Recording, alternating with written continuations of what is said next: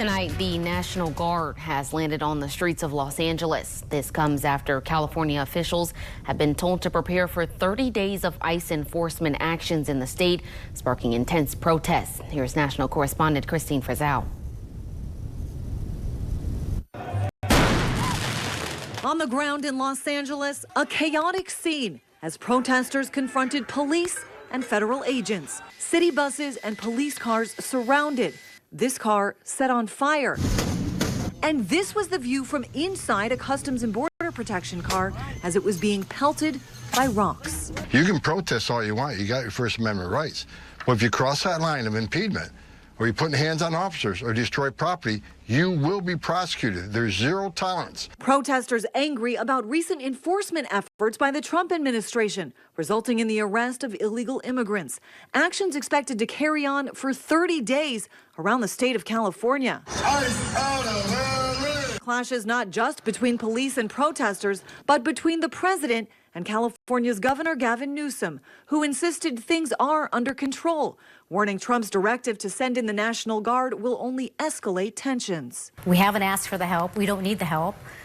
This is him escalating it, causing tensions to rise. It's only going to make things worse. Supporters rushing to President Trump's defense. I don't know why a governor would want to try to protect illegal activity inside his state, and the president has made it very clear. If the governor or the mayor of the city isn't willing to protect the citizens of his state or the city, then the president will. With National Guard troops already in place, Defense Secretary Pete Hegseth has also warned the Marines at nearby Camp Pendleton could be mobilized and are on high alert. We're going to have troops everywhere. We're not going to let this happen to our country. We're not going to let our country be torn apart like it was under Biden. Critics argue President Trump is using the military to block dissent. According to the Brennan Center for Justice, it's the first time that the National Guard has been activated without a request from the state's governor since 1965. That's when Lyndon Johnson sent troops to Alabama to protect civil rights demonstrators. I'm Christine Frizzell reporting. Police in Los Angeles are stepping up enforcement outside the Metropolitan Detention Center, where protesters have gathered to denounce President Trump's immigration policies. The department labeled the protests outside the detention center as unlawful assembly.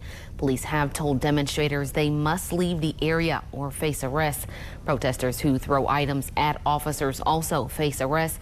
The demonstrators have been clashing with members of the National Guard, ICE, and Department of Homeland Security agents outside of the detention center. In the meantime, the FBI is offering a $50,000 reward for information that leads to the identity of a man suspected of assaulting a federal officer and damaging government property during Saturday's protest in Paramount, California. The agency says the suspect threw rocks at law enforcement vehicles.